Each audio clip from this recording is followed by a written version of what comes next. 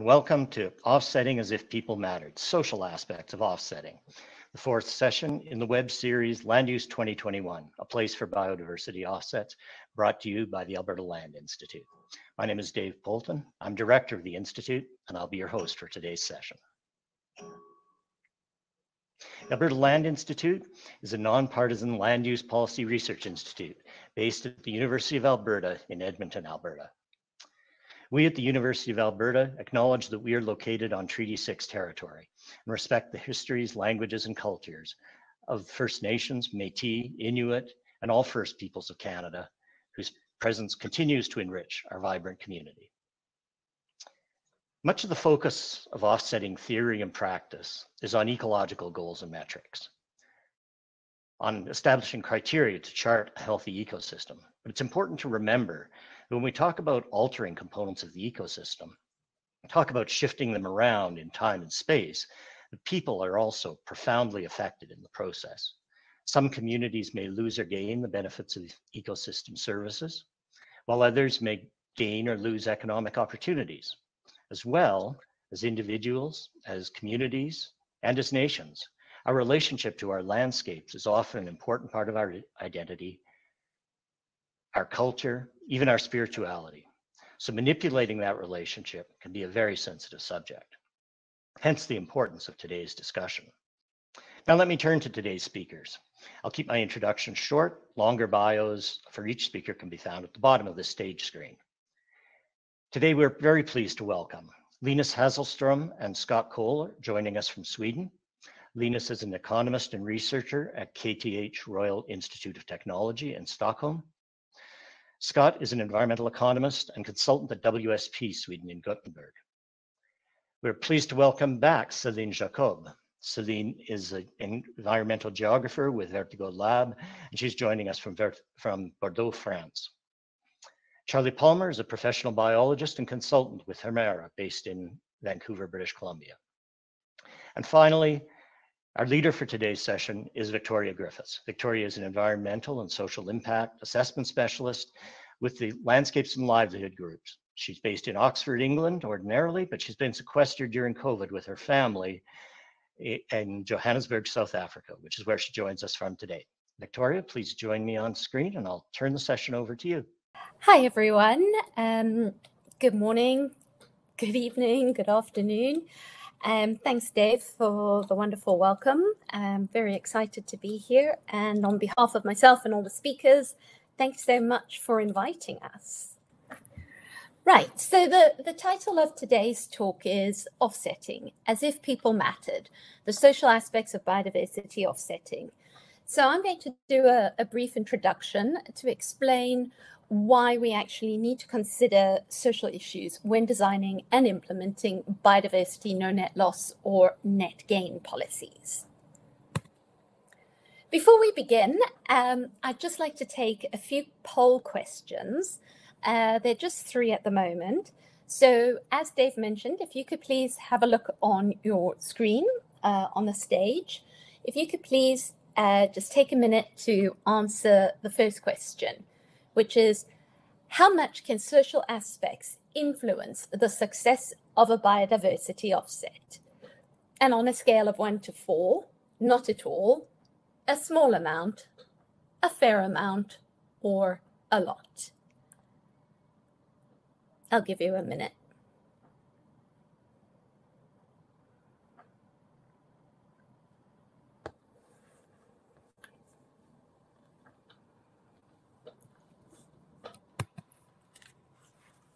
Great. Moving on to question 2. In your opinion, compared with the technical challenges facing biodiversity offsetting, how much weight should be given to addressing these social aspects? Again, it's a scale of 1 to 4. None, a small amount, a fair amount, or lastly, a lot.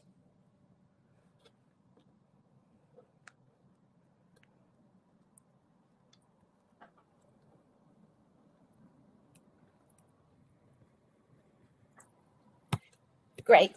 And finally, the third question is, do you think that the design and implementation of biodiversity offsetting at present takes social aspects into account enough? Number 1 is I don't know. 2, no. 3, yes, but more could be done. And lastly, 4 is yes.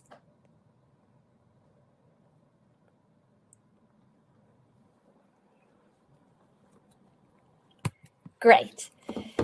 So many of you have already been attending the web series that the Alberta Land Institute has been conducting. So I think a lot of you will already know that there's a lot of discourse around biodiversity offsets, and it continues to be widely discussed and debated. And there are a lot of parties that either love biodiversity offsets or hate them. So a lot of the time, there are many technical challenges, such as metrics. How do you measure losses and gains? How do you actually get like for like in terms of biodiversity offsetting? And how long should the offset actually exist? Furthermore, there are also governance issues. So do people have the capacity to actually implement these biodiversity offsets? How do you evaluate compliance, and how is monitoring and evaluation conducted? Then there's also a lack of evidence about potential effectiveness of these biodiversity offsets. But now to throw another spanner in the works, what about the social aspects of offsetting? So over the last years, the thinking has started to shift to include people's use and cultural values associated with biodiversity. And this is because trades in nature and losses and gains in biodiversity can pose costs to local people. This could include economic displacement or restricted access to natural resources. So individuals wouldn't be able to go into a reserve to gather medicinal herbs, fuel or firewood, or even just enjoy the nature. But in addition, biodiversity offsets do have some benefits to local people in that there could be improved livelihood options, and also they could have access to better and improved nature. So this is just a very high-level schematic demonstration of why we need to look at social aspects of offsetting. So we have a development. We've got scenario A and scenario B, and we've got community X and community Y. A dam is developed in scenario A, and community X loses all access to biodiversity. So it loses all the 4 trees. An offset is then developed in scenario B, and that means that the biodiversity has improved, and the individuals in community Y now have improved access to ecosystem services and natural resources. So really, is it okay to accept that there are winners and losers? Because community X is now losing, whilst community Y is winning. So is it okay to accept this when there are exchanges in biodiversity? So some of the papers and some of the work that I've been doing advocates that the goal is social outcomes from no net loss should be sustainable and equitable, and that people should be left no worse off in terms of their well-being as a result of these no net loss activities. So what do I mean by well-being? Well-being comprises the material assets, which is what you have, such as housing, income, and livelihoods. This is important, especially for people with very low levels of assets. And for them, an improvement in these assets could have a huge improvement in their well-being. However, well-being is also about relationships, so what you can do with what you have, and that includes social relations and education. And lastly, it's also subjective, so how you feel about what you can do. So do you feel you have freedom of choice and action? And this is also often linked to health. Do you feel healthy and able to make decisions? So access to nature can influence well-being in a range of different ways. And this brings us on to the discussion about ecosystem services. where there are supporting services, provisioning services, regulating services, and cultural services. And all four of these ecosystem services are essential for people's overall well-being. So why do we need to consider these social impacts of offsetting? Well, the first one is there's a moral imperative to make people no worse off as a result of a conservation activity, a development activity, or an offset. Secondly, there's also a practical imperative. It can help with a license to operate. It can also help a company with risk management. It can also help a company access more funding from financial institutions. But also, it's a regulatory requirement. So national policies are in place, and including things, international good practice, such as the IFC performance standards. So in particular, PS6 mandates that there should be no net loss in certain situations. And it requires implementers to consider how their projects affect ecosystem services. So now I'd like to take a moment to go back to the polls. This is the fourth question. Has a knowledge of the principles of the UN Declaration on the Rights of Indigenous Peoples changed the way you engage with Indigenous peoples during habitat offsetting projects? And there are three options. Yes, we are required to consider these principles. Yes, we choose to consider these principles. And no, we choose not to consider these principles. I'll give you a moment.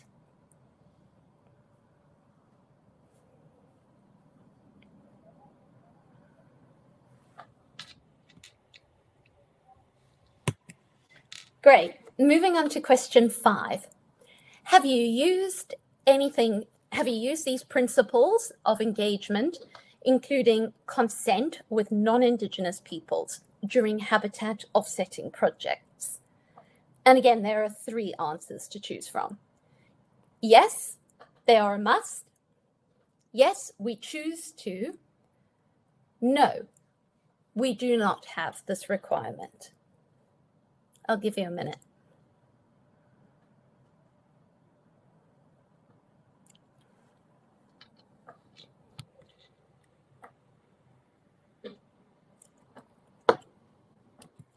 And finally, the very last question of all the polls, is your engagement on habitat offsetting projects is now more fulsome and meaningful? What are you doing? We are more flexible and open to design input. We provide more time for negotiation. We offer more information, and all or most of the above.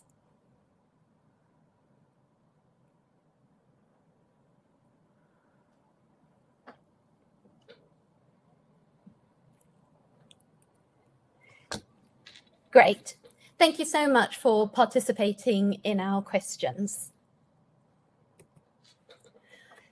So moving back to the concept of ecosystem services and how it affects people's well-being, an interesting component of the research that I did during my doctorate at Oxford was looking at cultural ecosystem services and the values that people attribute to nature and landscapes. So I'm just going to use an example from my research, which looks at these cultural services. So nature and culture are inextricably linked, with human cultures shaping and being shaped by nature. This has led people to protect or degrade species, for example, sacred species, habitats, and landscapes. So certain landscapes are also sacred, including mountains, seascapes, for instance. It's also shaped collective and individual identities, which has influenced knowledge, belief systems, and traditional practices. So the photos on the right-hand side are from my case study, which I'll describe shortly. It's the top one is a medicinal plant, and the bottom one is a sacred cave where individuals offer pots to spirits. So understanding cultural values helps justify and motivate strategies that are meaningful to local people, but also so that they align with their own priorities. This is a powerful means of building community support and creating partnerships, which will ultimately help the success of an offset. During the design of no net loss strategies, international best practice suggests that attention needs to be paid to the socioeconomic and cultural values people attribute to nature. But what we found was that there's a lack of empirical research on how to actually include cultural ecosystem services into no net loss strategies. So the aim of this part of my research was to expand no net loss to include people's social and cultural values associated with biodiversity, and to look at whether and how biodiversity no net loss can be achieved whilst ensuring local people are no worse off with regards to their cultural ecosystem services. And as I mentioned earlier, we used a case study in Uganda, located just on the Nile River. The case study was based on two hydropower projects, the Bujagali Hydropower Project, which was completed in 2012 and predominantly funded by the World Bank, and it resulted in the flooding of the Bujagali Falls, which the local communities had a spiritual attachment to. They would go to these waterfalls to worship spirits and to ask for things like a good marriage, for twins, for example, for wealth. Further downstream, at the time of my study, the Asimba Hydropower project was under construction, and it was funded by the Chinese and Ugandan governments. It also resulted in the flooding of the Asimba Falls. In 2007, during the development of the Bujagali Hydropower project, the World Bank specified that an offset needs to be developed, and this led to the creation of a Kalagala offset. And obligations under the offset include protecting the Kalagala Falls and Itunda Rapids, the fact that no power generation activities can be developed that could affect this offset, develop tourism activities at the falls, and the need to conserve Mbira and the 6 other central forest reserves in the area. And the picture at the bottom right-hand corner is a picture of Mbira forest, which is heavily degraded and encroached upon. So this is just a Google image of where everything is located. So upstream is the Bujagali Dam. Further downstream are the Kalagala Falls and Itunda Rapids, which need to be protected as part of the offset.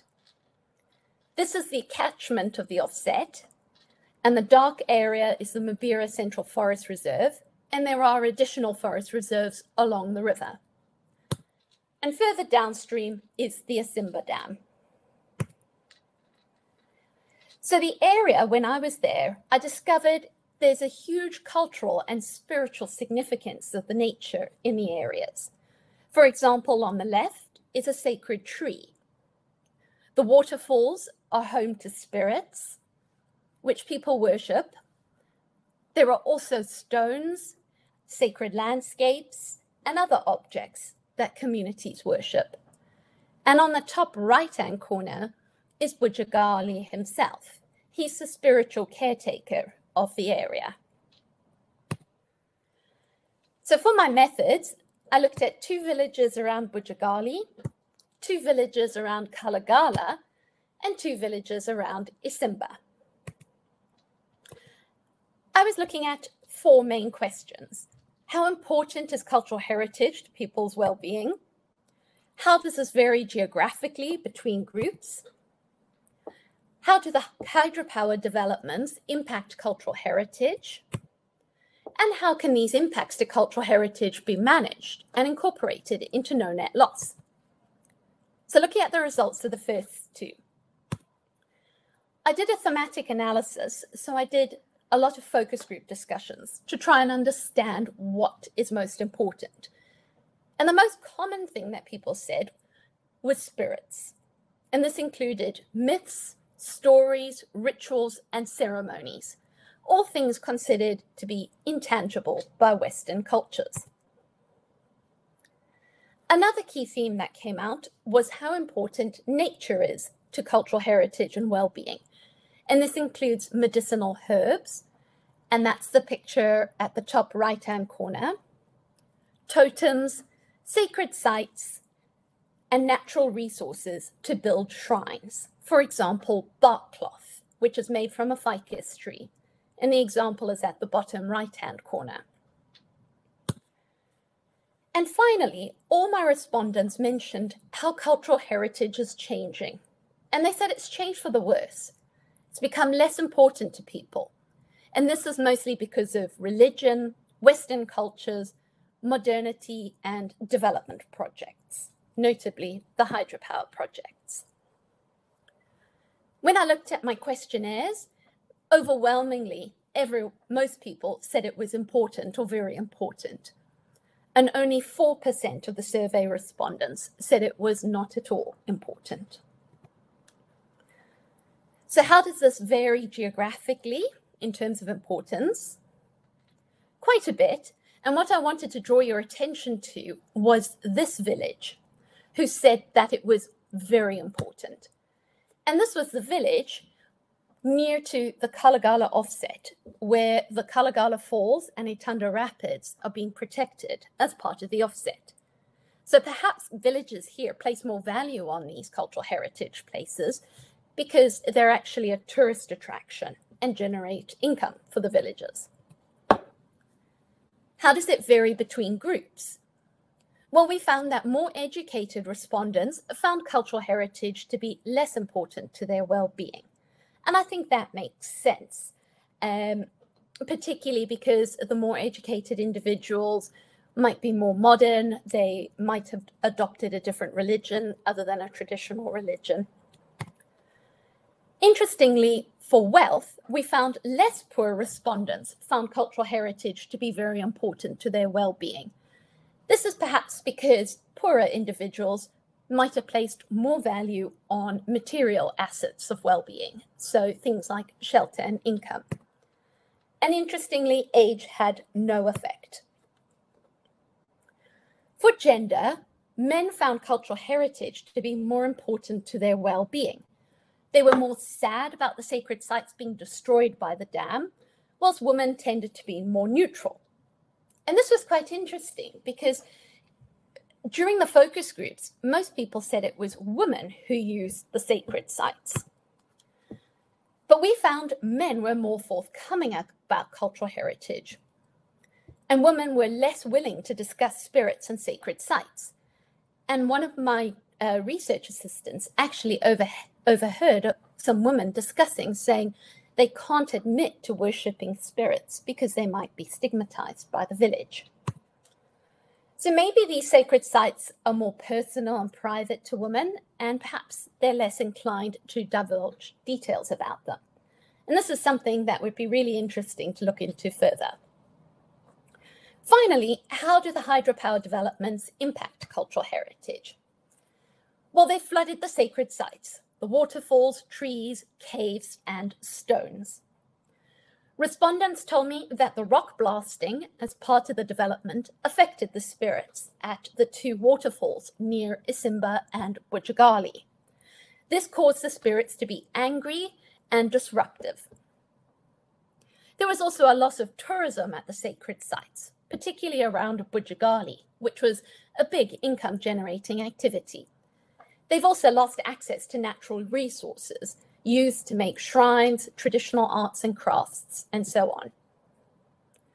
So how can these impacts on cultural heritage be managed and incorporated into no net loss strategies? Well, during the development of the Bujagali Dam, there was comprehensive engagement with spiritual leaders as part of the environmental and social impact assessment. They carried out relocation and transfer ceremonies to move the spirits elsewhere. When I asked respondents how they felt about this, most said they were very unhappy. And this is because there was more of an elite capture. The engagement had happened with traditional authorities and the spiritual leaders, as opposed to the wider community. They also said that the new site was artificial and not as valuable as the old site. The new site was moved about 2 kilometers away. It was too far to travel to and too expensive. They also said that the new site lacked nature and that it was on land, whereas the original site was at a waterfall. At the Asimba Dam, no compensation and relocation happened, and the community there believed that the spirits were angry, and they said that they were wandering through villages, and they believed that was the reason why there were a lot of miscarriages and unexplained deaths in the village. They also have nowhere to worship spirits anymore. So when I asked, is compensation for lost sacred sites possible, there were mixed responses. Some people said yes, provided the spirits are consulted and a new site is selected, as well as provided that the correct transfer ceremonies are performed. But a lot of people said no, and this is because of the sense of place. It's difficult to recreate the same environment. Also, spirits are site-specific, so you can't do what was done at Bujagali, where you take a water spirit and relocate it onto land. Also, spirits are unique. So the spirits at Bujagali are not the same as the spirits at Kalagala. So it doesn't make sense to protect the spirits at Kalagala as part of the offset. So really, the best course of action when it comes to cultural heritage would be to avoid impacts. But in reality, this is not possible, and trade-offs often occur. For example, national economic benefits for hydropower and rural electrification often outweigh local spiritual values. So how do you make decisions on how to compensate people? It may not be possible to achieve both biodiversity no-net loss and ensuring that people are no worse off, despite compensation efforts. This is because of the high irreplaceability of some natural features of high cultural or spiritual significance.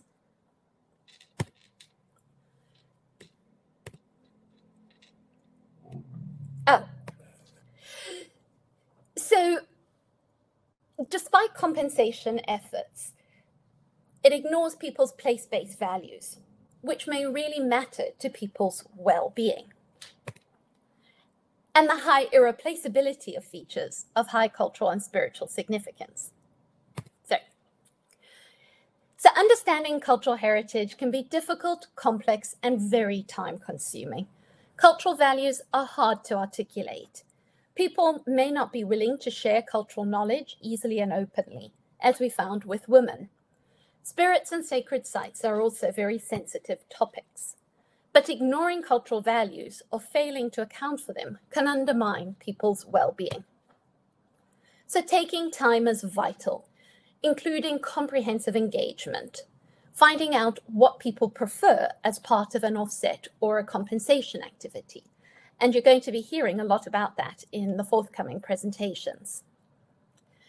It also helps with improving social outcomes and acceptabilities of projects and their offsets, and helps with the design of equitable no-net loss strategies that leave local people no worse off.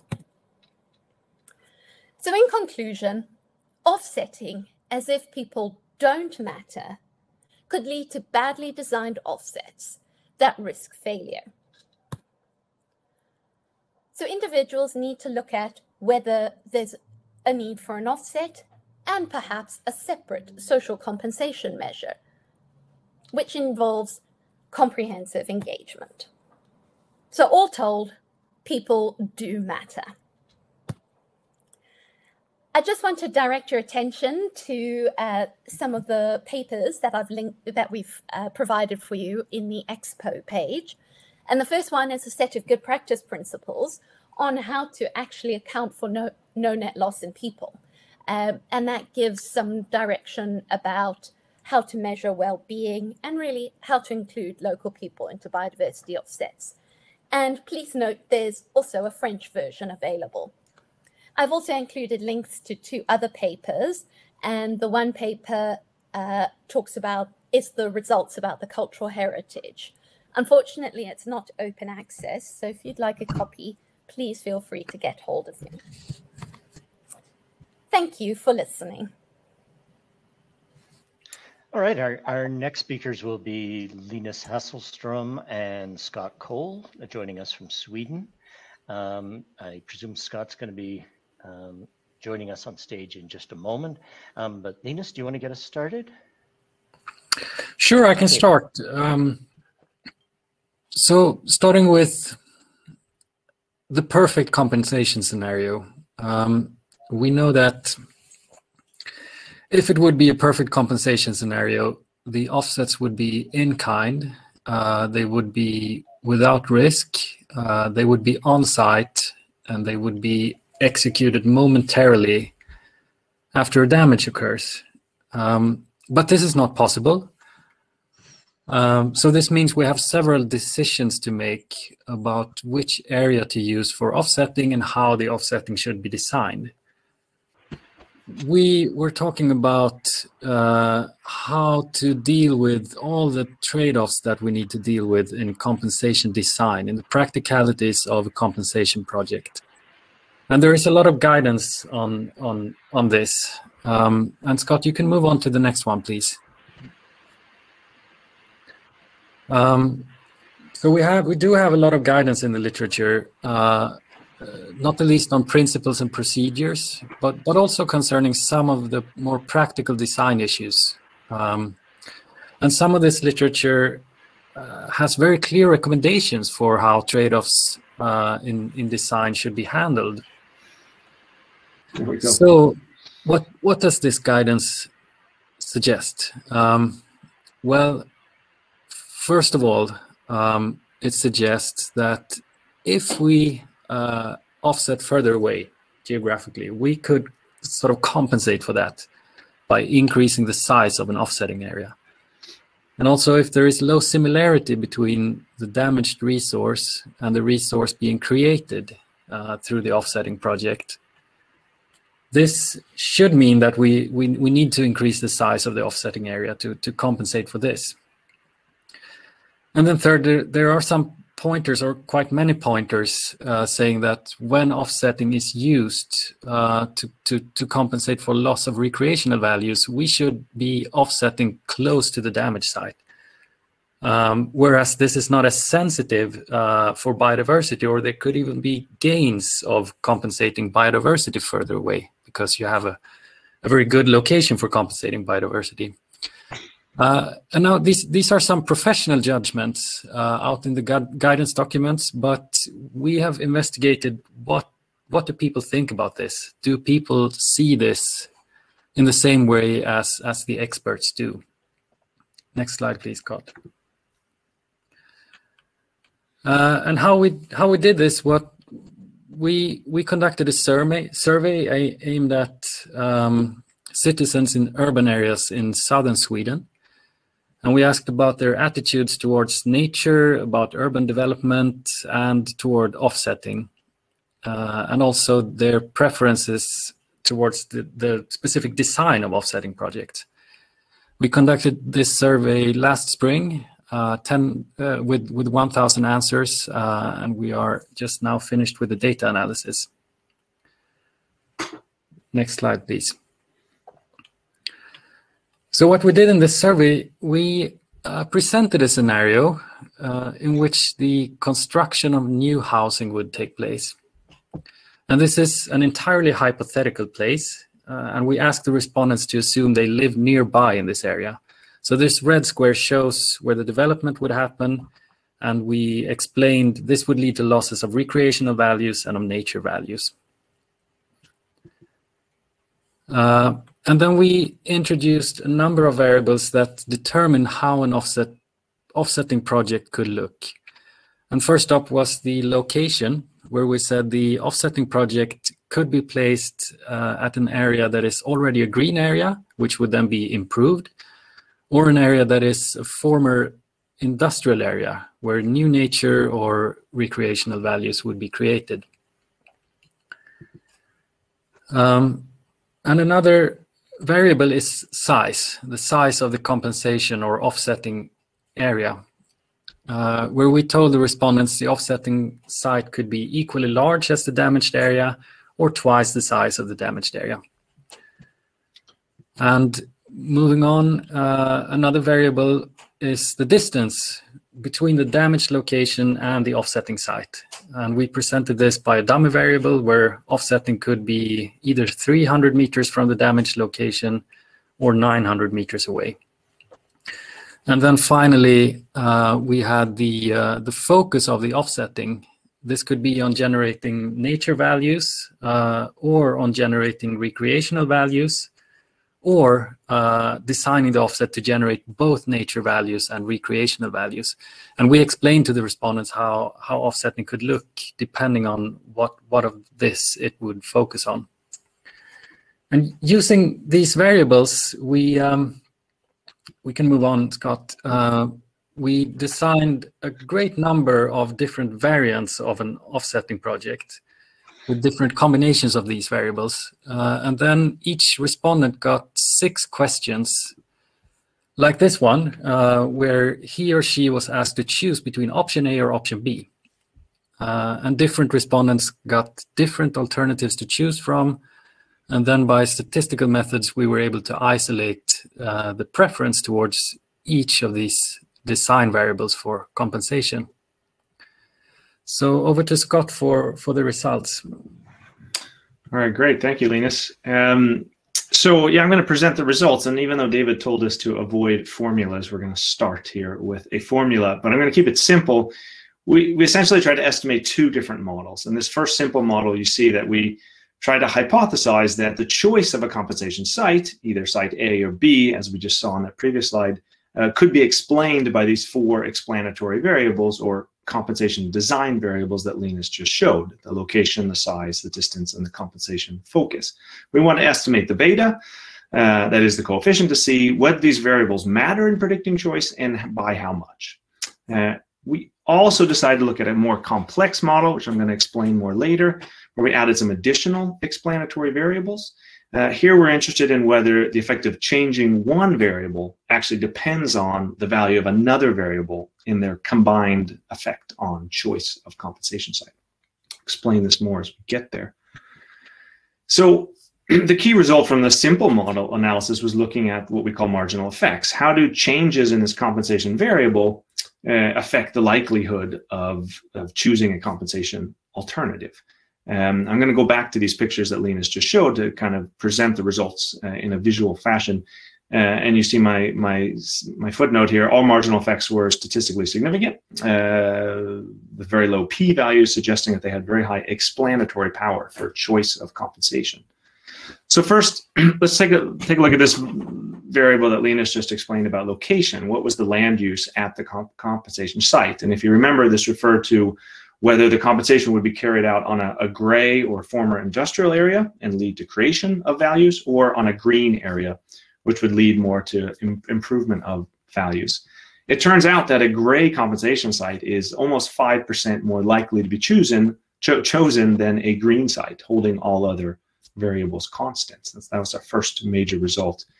If we move on to the size compensation variable, it turns out that a bigger site is 23% more likely to be chosen than the smaller site. In this case, the smaller site is the same size as the damaged site. So size seems to matter a lot in absolute terms compared to some of these other variables we looked at. We move on to the third variable, distance between the damaged site and the compensation site. A closer site was almost 10% more likely to be chosen than the site that was further away, that is, the site that was 900 meters away. And this was as expected.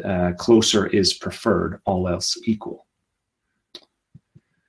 The final variable, compensation 1, has these 3 different levels that we tested in the experiment. And this first variable, compensation 1, says that respondents were 5% more likely to choose compensation for nature values over recreation values if it was a forced choice, if they were forced to choose between compensating for nature or recreation. And remember that in our scenario, we assume that both of these values were actually damaged.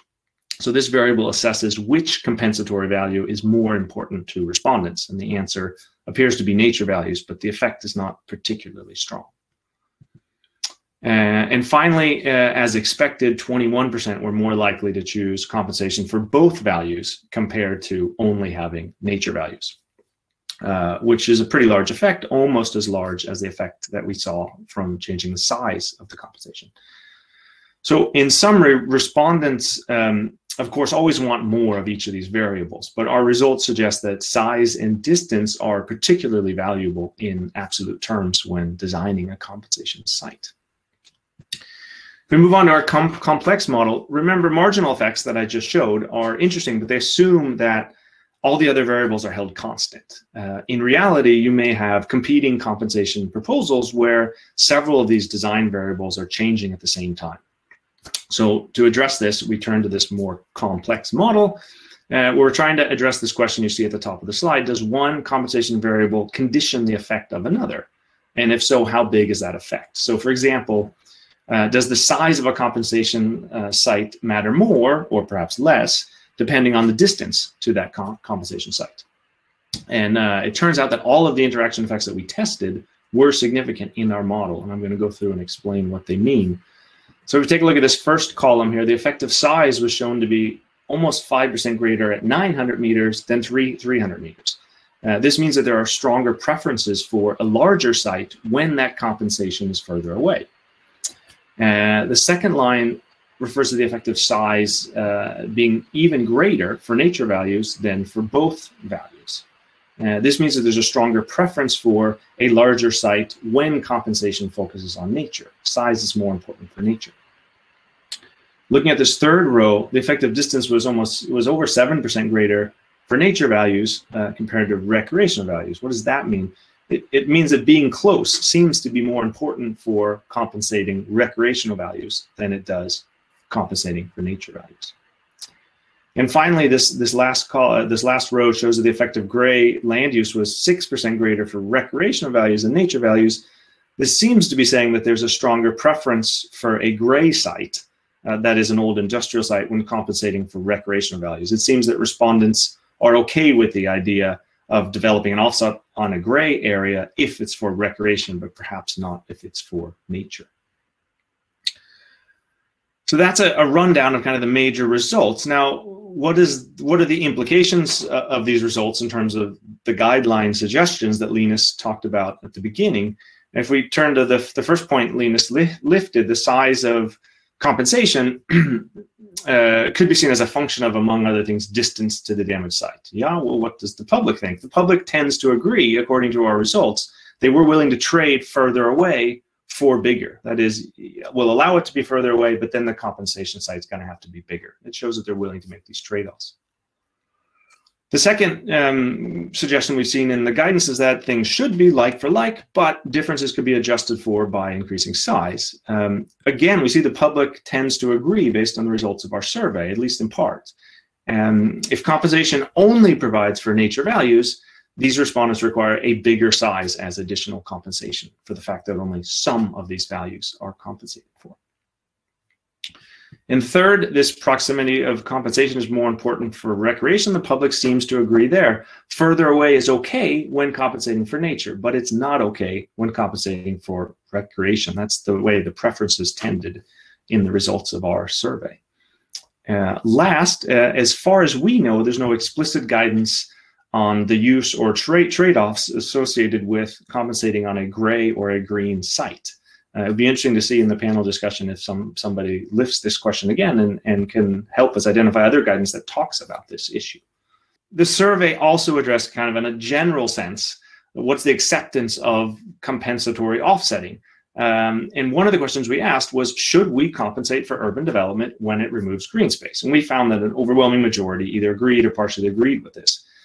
But that kind of raises the question, what about other activities that remove green space? And we, in fact, asked that question. What happens if it's some other type of development? And it turns out it does matter for their acceptance. Over on the far right of this, you'll see that roads, building of roads, oil spills, and industrial development lead to very similar high levels of support for compensation when it involves the loss of green space. However, far to the left, you see that there's very little acceptance. 38% think that we should compensate when building a bike or walking path. Perhaps these developments provide some other type of positive externality that cancels out the negative impacts from the development itself. But a compensation expert who develops these types of guidance may disagree. They may argue that ecological losses occur regardless of whether it's a multinational oil company or whether it's a benevolent city planner designing a bicycle path. So these results kind of raise the question of when is it appropriate to rely on the public for their preferences in compensation design, and when might it be more appropriate to rely on the preferences or suggestions of experts that underwrite these compensation guidelines.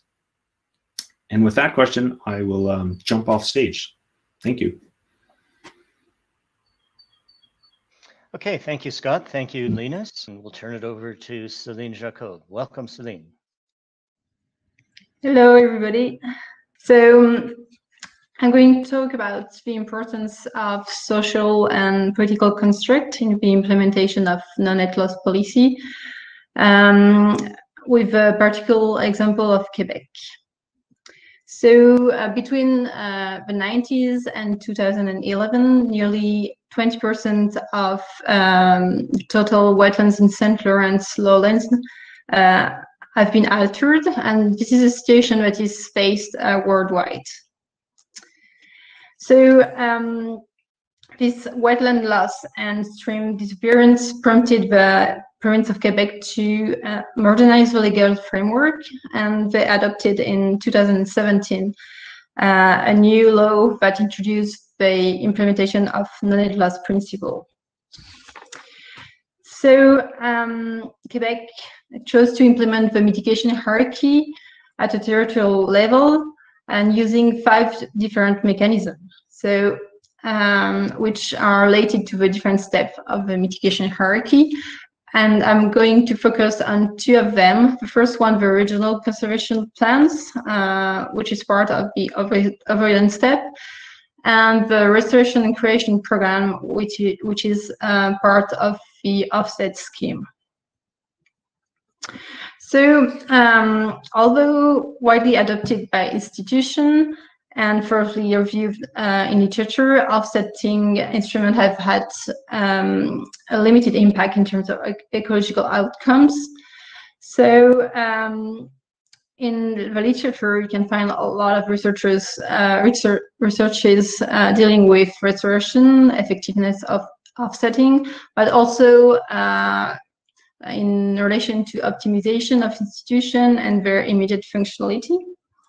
Most scholars studying this institution have focused on their optimization, and also they were concerned by their immediate functionality. Her hypothesis here is that approaches that emphasize efficiency and optimization are missing key social and political elements that could impede progressive change. So we used a framework called the institutional bricolage, developed by Cleaver. So I'm not going to delve into the details, but if you want to have more insights on that framework, you can go to our publication. So to understand how mitigation and offsetting schemes are politically and socially constructed in Quebec, we did a few interviews of key stakeholders in 2 different regional municipalities. And what did we observe?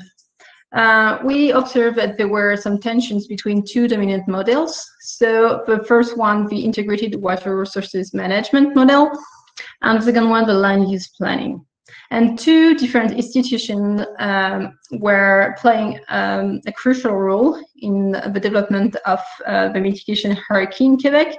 The first one was the original county municipality in Orange. So they devise and implement the conservation plans for wetland and stream.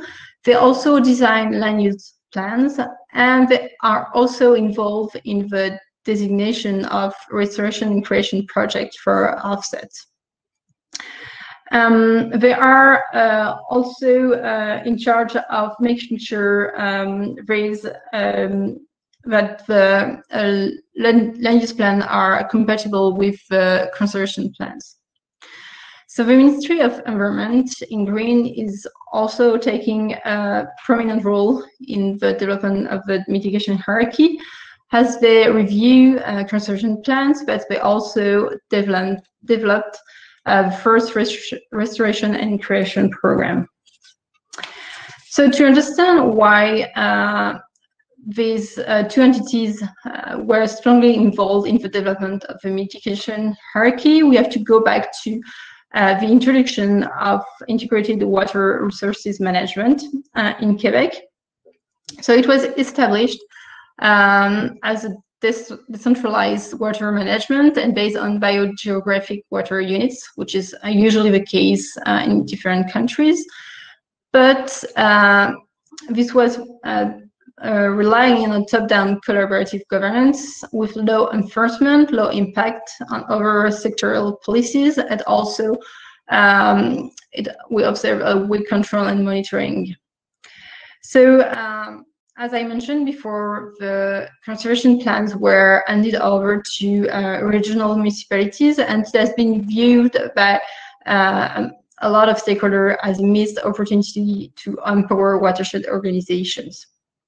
Another thing was also that conservation plans were mostly regarded as development plans rather than as conservation plans. So what about the equivalence principle within this new offsetting scheme?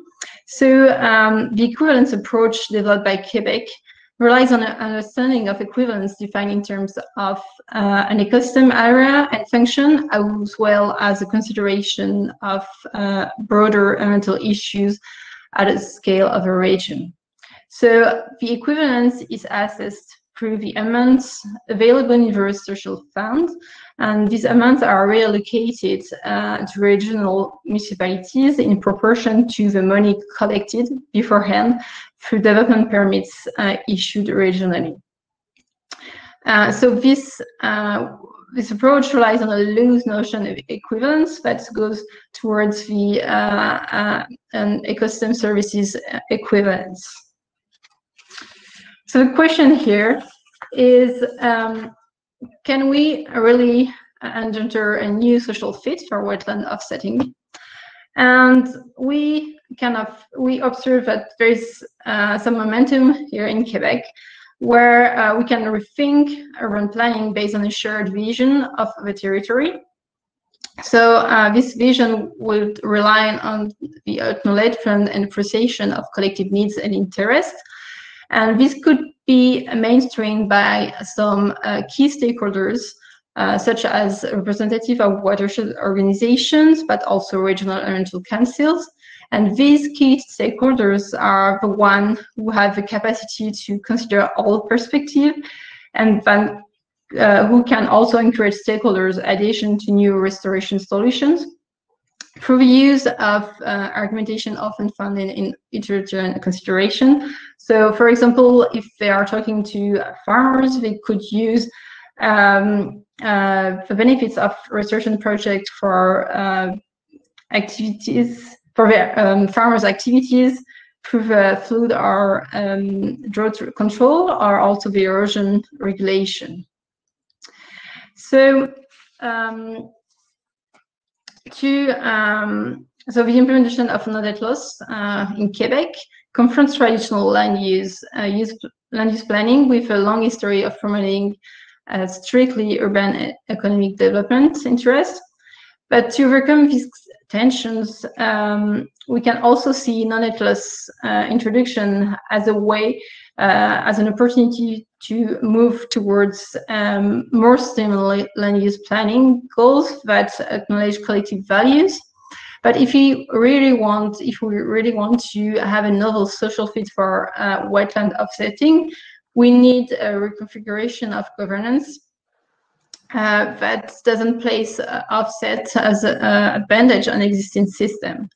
But uncertainties remain also concerning the potential for system change, given the strong influence of power relations, but also path dependency.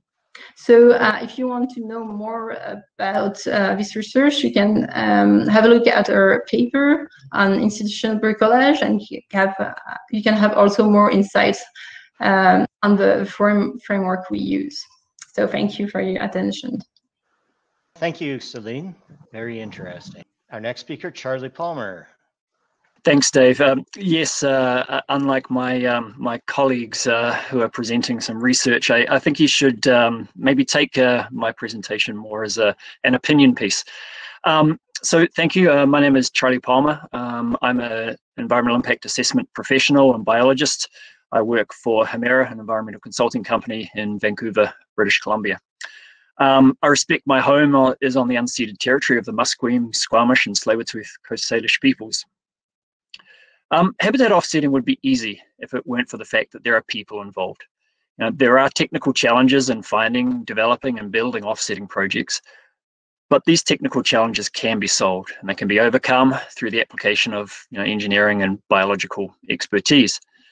But the part that is really difficult and takes up much more of our time in developing habitat offsetting projects is dealing with people. Negotiations to gain social acceptance for a project, to gain permission for the use of the land, even with the acknowledged biological or ecological benefits that will accrue, are far more challenging than the technical issues. And we spend a lot more time dealing with social issues. And the reason that these issues are more challenging is because there aren't technical solutions. There are hydraulic engineering rules, there are ecological principles, and our years of experience to help us deal with weeds and pests and getting and maintaining water, but there is no corresponding rule book to help us gain social acceptance. Everyone is different. Every one of our projects is different. Every person we deal with is different. Because of this uniqueness, the solutions we need to gain social acceptance need to be custom designed for the challenges of the individual situation. And if you're unlucky, they maybe has to be designed for each individual within your situation. Now, I'm using the term social acceptance, and really acceptance is a threshold that's unattainable. Rarely should you expect everyone to be involved to accept the need for your project or the location or the design. What you're really hoping to achieve is consensus, which could be active support, but more likely it's the absence of an objection. That is, even if the participants are not fully satisfied, they've at least withdrawn active objections. Now, I assume that most of you have to gain some level of social acceptance for your habitat compensation project. If you don't, you're lucky, but I expect there are very few situations. Usually it's expected or required by legislation. And in the places where I've worked over the last 25 years of my career, it's always been the case that landowners, Indigenous nations, environmental regulators, and the public have had an influence on the outcomes of a biodiversity or habitat offsetting project. Now, there's a bunch of reasons why gaining social acceptance is difficult, but I think one of the key reasons is that offsetting or compensation, and as many of my colleagues have talked about it, is one of the last approaches that we should use to mitigate effects. Before we compensate or offset for our effects, we should have first considered and deemed all the other mitigation approaches that we generally can use unworkable or unreasonable. That is, we can't avoid the effect. We have no ability to minimize or control the effect, such that offsetting is our only option left. So because offsetting is the final step on the mitigation hierarchy, having to use it suggests we've failed to do all these other things. That is, the need for habitat offsetting means that we've failed to design a project or control growth in a way or at a rate that avoids or minimizes the effects on ecosystem functions or species. Compensating means that we've failed to do the less intensive and inexpensive activities, such that it's the only option left to us. And that's a problem when we come to talk to people. Habitat offsetting is also seen as throwing money at the problem. So rather than solving the causes of the problem, The compensation of effects through offsetting gives the impression that money can overcome the inconvenience of functioning habitat being in the way of progress. So in making these admissions, we're already on the back foot when we ask people to consider our habitat offsetting projects. We're asking them to agree to our habitat offsetting project to address otherwise unavoidable effects. Then you layer on the issues that we as the biodiversity and habitat compensation specialists have to overcome. My colleagues have talked about a lot of these. Equivalency. There are other values that will be lost as we convert land or water to a biodiverse site, or even back to a biodiverse site.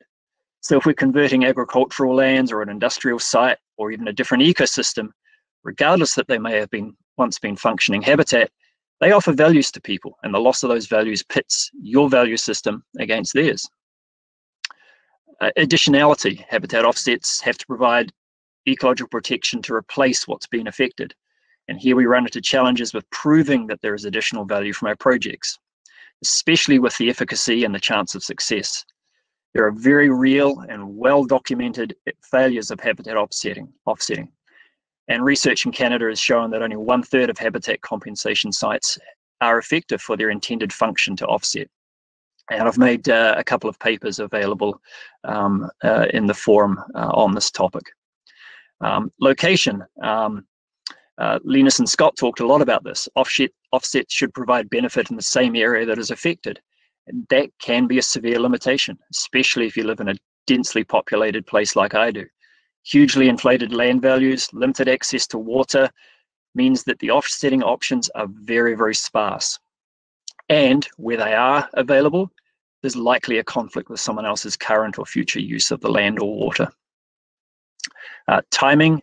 The failure to offset before the impact introduces a time lag that may be years or decades between the effects to function and species survival and the reinstatement of those ecological functions. And lastly, duration. Habitat offsets need to be self-sustaining or meet preset standards like no net loss of function to compensate for the effects, and that duration has to be usually has to be in perpetuity because the effects are forever. So the challenges with gaining social acceptance are vast.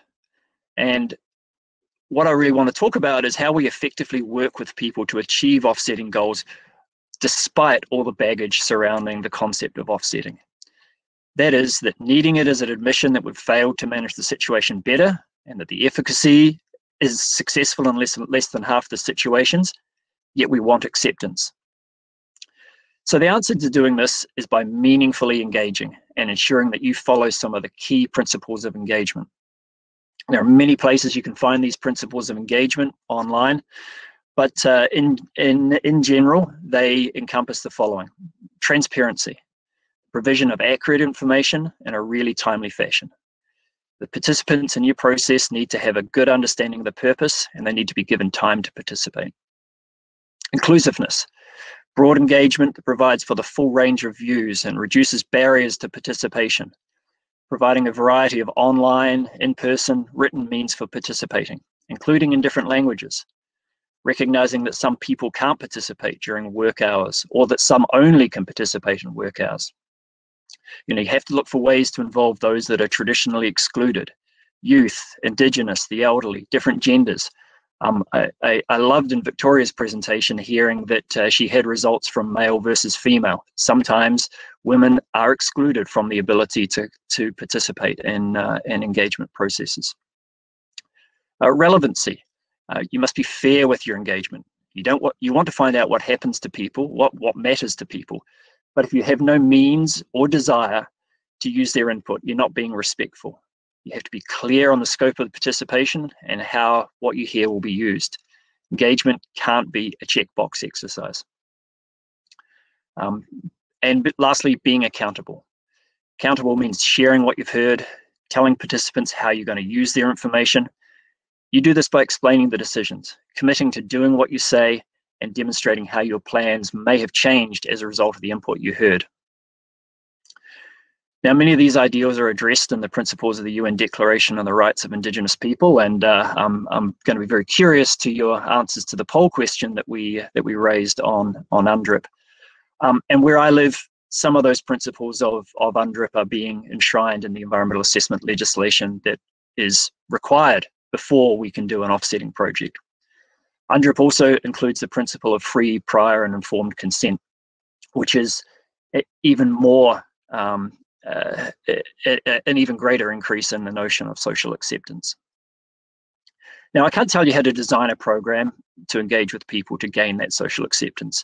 You probably will involve consultation experts to do that, and frequently we do find ourselves working alongside those experts. But what I can tell you is that the way that we purport ourselves makes a critical difference. And in my opinion, 3 things are really important. Number 1, your attitude. Number 2, the relationships you develop.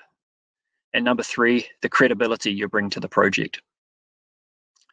So, in turn, the attitude that you take into the engagement is really important.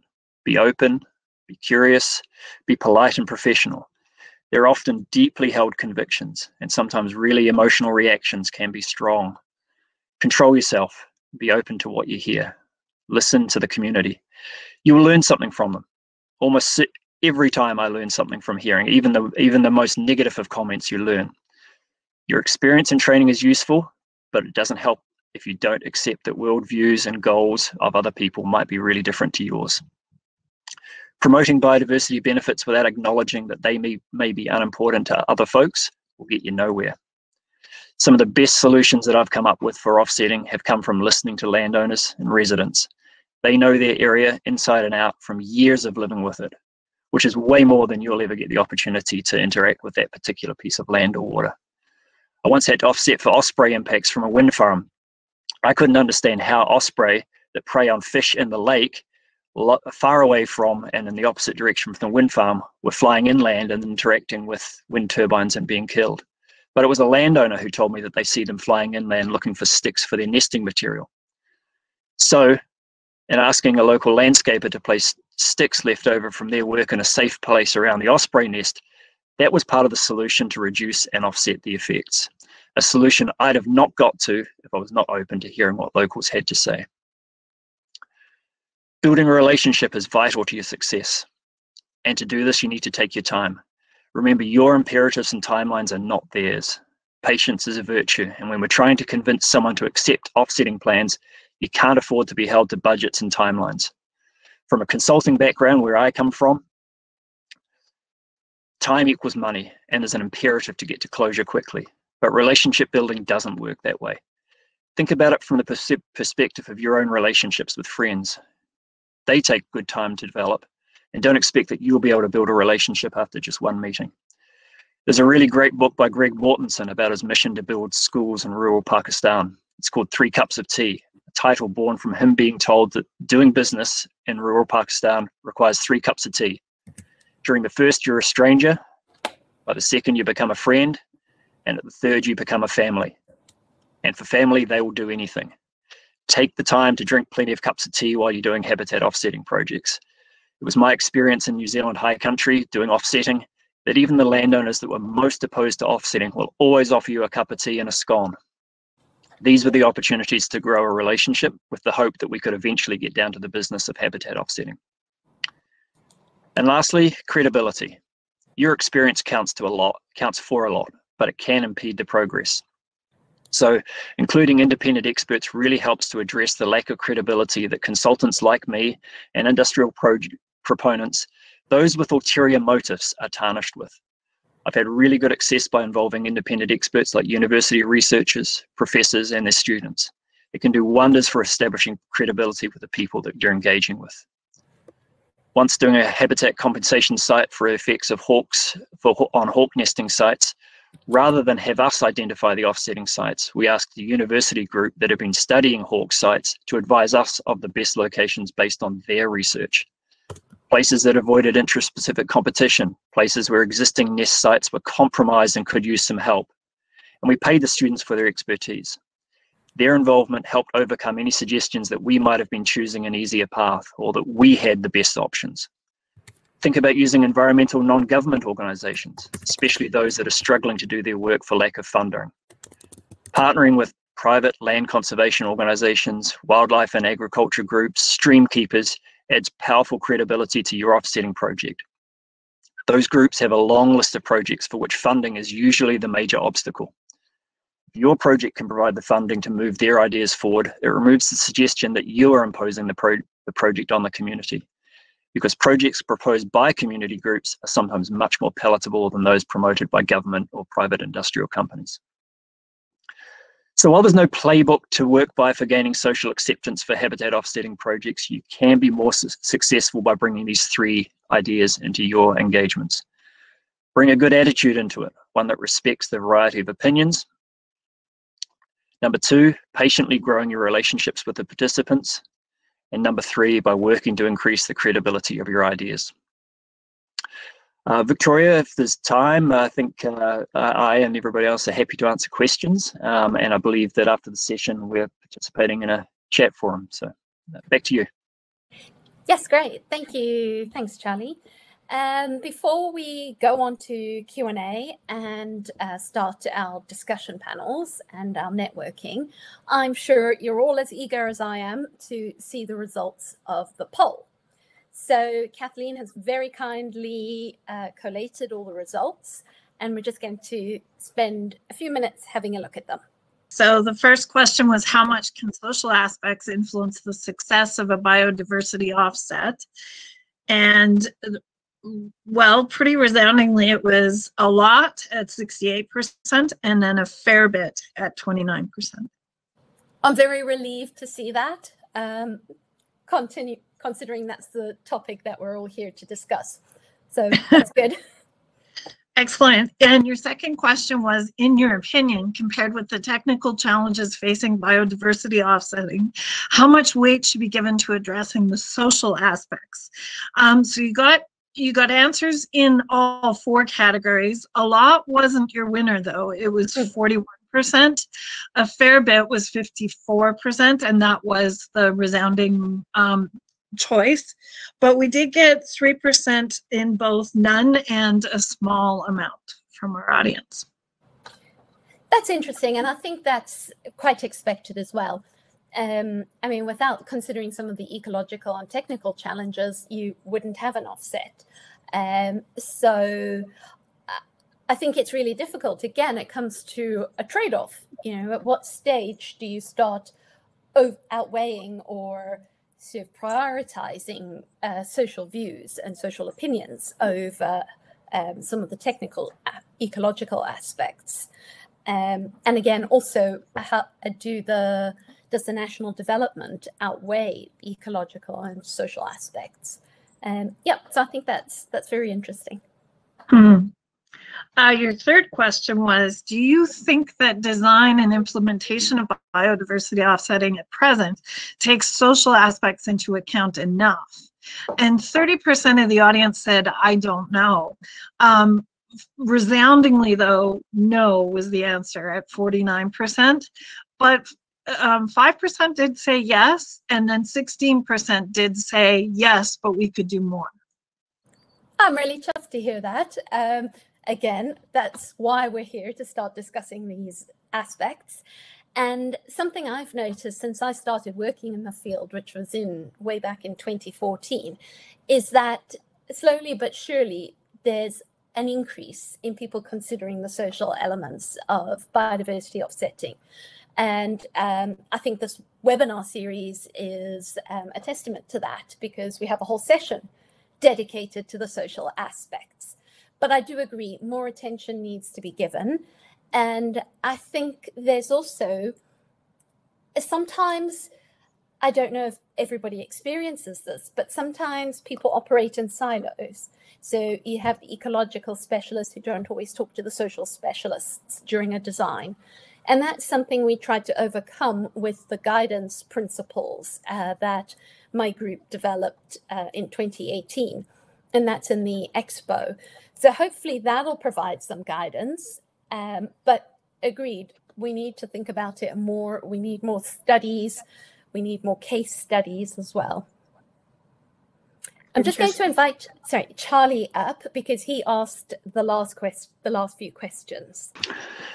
Thanks, Victoria. Yeah, so the last three questions sort of focus on the ideas of transparency, accountability, and I've sort of termed them the principles of UNDRIP. I was curious how a knowledge of the principles of UNDRIP, the principles of being open, transparent, etc., might change the way that you engage with, firstly, Indigenous peoples. And Kathleen, if you could put that one up, and then after that, we'll look at non-Indigenous peoples consultation. Yeah, no worries. So that first question. All right, there we go. Yeah, so that's interesting. Half of the respondents suggest that you choose to consider UNDRIP principles, which is really interesting because it suggests to me that rather than being forced to through legislative processes, you choose through good governance to apply those sorts of principles to your engagement processes. So the next one is essentially the same question for non-Indigenous people, and look, the answers are pretty much the same. Again, half of you have suggest that you choose to apply those principles. So again, outside of being forced to, you choose to. And then lastly, I asked if your engagement has perhaps changed as a result of doing meaningful consultation. And well, it's it's I guess it's either heartening or maybe you're forced to, but in any event, people, you appear to be more flexible, more open to design input, giving more time to negotiate, and often it underscores my of the way that engagement has changed over the course of, well, my 20 years doing habitat offsetting. Thank you everybody for participating in the poll. I think those were some really interesting results, and great to see that you're all participating in the webinar. So I just have, as we've been discussing and whilst my colleagues were presenting, I just did a very short summary slide of some of the key takeaway messages that I feel are quite important from this session. So I think resoundingly, everybody in this session has shown how important stakeholder engagement is. And in particular, engaging local communities, trying to find out what their preferences are, how better to get them to engage, how to avoid things like elite capture, for instance. So the first presentation was a great example of how we can actually use economic valuation techniques, such as choice experiments, to try and actually understand what preferences people have, what activities they're likely to trade, what they're more likely to accept and support. And I think that example from Sweden gave us some interesting insights. Then Céline also showed us, did a great example from wetland offsetting, looking at power relationships, dominant views. And I also added elite capture as well. You know, there are always certain individuals, and you've got to be careful to make sure that you're engaging the whole community rather than certain individuals, because this can lead to tensions between different stakeholders. And I thought she ended on a positive note, saying that no net loss strategies could be a way of helping, looking at these tensions. And then I think Charlie raised so many points, and he did a great summary actually of all of our presentations, saying how meaningful engagement is vital. And there's a lot of debate in the World Bank standards, the IFC performance standards, what meaningful engagement actually is. And I think he gave us a great example, meaning transparency, that it needs to be accessible to all individuals, including vulnerable groups, women, Indigenous people, and the fact that also people need to be held accountable for their decisions. And finally, habitat offsetting in general is difficult. Gaining a social license and social acceptance is also difficult. People can sometimes perceive it as throwing money at the problem. And that's often a lot of people have negative views about offsetting, saying it's a license to trash. And that's often because they haven't been involved in the process. Perhaps they don't understand what the concept is, but they haven't been included. So I think offsetting activities, as I agree with what Charlie said. They can undermine the previous steps of the mitigation hierarchy. And that's why some people do have negative viewpoints about offsets. So I definitely believe that they have a place, provided that you've followed all the steps in the mitigation hierarchy. Okay, I am just looking at the first question, which is about, we've heard about Indigenous stakeholders and values from white settler scientists and researchers. Are there Indigenous-led research groups or programs exploring these issues? I think that's directed a lot at Charlie, actually. Yeah, I think there are maybe less research, but certainly where I am on the west coast of Canada, there are a lot of Indigenous nations that are desiring to see habitat offsetting, addressing the cumulative effects on their territories being done as a result of the engagement by both government for reconciliation purposes and by industrial proponents who wish to promote projects within their territories. So, in essence, yes, there are many. Some of them are kind of out in the open and that they're publicized. Others are, we hear about them from during engagements and are less well publicized. Great. Thanks, Charlie. So the second question, I think this is addressed to most people. Creativity seems important in developing acceptable offset proposals. So how can we foster creativity so that relevant proposals are put on the table? Charlie discussed this to some extent, but what do others think? So I'll open that up to Scott, Linus, and Céline. Yeah, challenging question. I think I guess being an environmental economist and having a lot of experience working with ecologists, I realized that proposals come from these two different fields from very different angles, which I see as a positive thing. Biologists might think in terms of the species, and environmental economists may, as a general rule, tend to think more in terms of human use and ways that can benefit human welfare. And I think perhaps both of those are important perspectives to include in order to foster great creativity. Great. Maybe I can add something about my experience of Quebec's case study.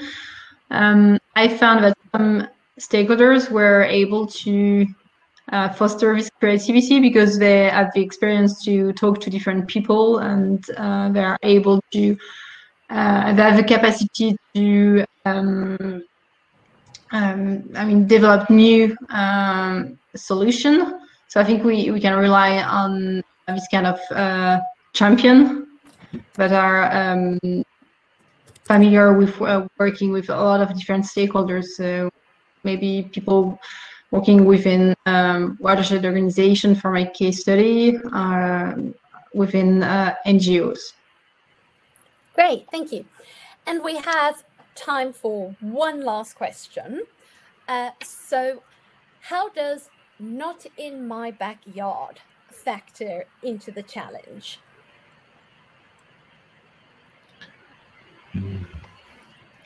Yeah, I think it's it's probably at the root of the problem, is the fact that, you're asking someone to host a project, an offsetting project that may well have impacts on them.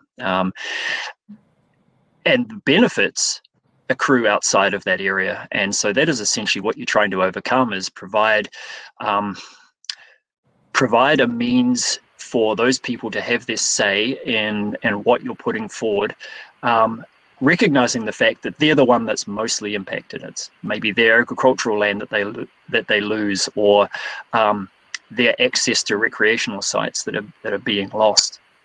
And I think maybe getting back to the previous question a little bit kind of helps answer this question too, and that is the idea that if you're going to the community with a fully cooked project, one that is fully designed and ready to be implemented, and asking them about the project, to talk about the project that project, you haven't given them the opportunity to participate. You haven't given any room for their input to be considered, or for their, with respect to the previous question, their innovations to make their way into the project. And so I think, like, going with a concept rather than a fully cooked plan is one of the good ways that you can kind of overcome those ideas, because then the community's ideas get incorporated into the project.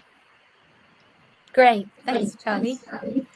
So with that, I'm afraid we've reached the end of our session. So I'll invite Dave to join the stage. I'm really sorry if we didn't get to your questions. We had quite a few, which was really great to see. Thank you all for your participation, from myself and from my colleagues as well. Yes, let me repeat Victoria's thanks. Thanks for all the great participation. Thank you to you, Victoria, for handling that. I'd like to make a few closing comments, make a couple of requests from you, and give you instructions as to how you can join our discussions with our speakers today. First of all, I'd really very much like to thank all of our speakers today. Many thanks to Victoria, Linus, Scott, Céline, and Charlie. Secondly, I'd like to thank our partners and sponsors who have allowed us to put on this series. Many thanks to Alberta Innovates, the Social Sciences and Humanities Research Council, ConocoPhillips Canada, and Tech. And I'd, of course, personally like to thank all my ALI colleagues who make this series so possible for me to participate in. And finally, if you've not already done so, I'd like to encourage you to check out and register for the remaining sessions in this 8-part series. We'll be returning May 31st with a panel discussion, Making Offset Credit Banking Work. Our speakers then will be Amy Taylor, George Kelly, Connor Gillespie, Marianne Darby, and John Seidel. They'll be looking at offset banking systems in the United States, in Europe, and in Australia. Thank you again for joining us today.